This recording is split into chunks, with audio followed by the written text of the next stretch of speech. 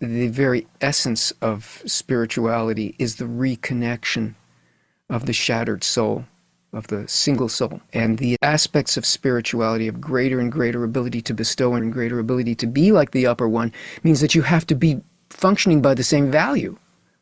And that value, the prime directive of everything in creation, is to connect and unify.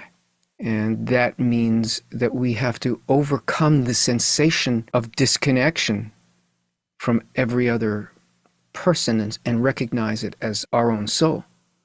So this is no, you cannot do it alone, and you cannot do it without instruction. You have to receive this. The impulse you have is a good impulse, but it is also the inversion of the value that needs to be there in order to have a vessel for spirituality to enter. Everything has to be in service of others. Most importantly, your intention needs to be that way.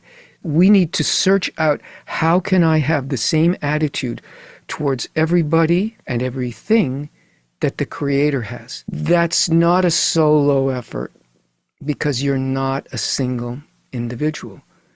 You are part of a collective reality. So it's learning how to immerse into that higher reality, which is only available through the interconnection, not through philosophy, not through thinking,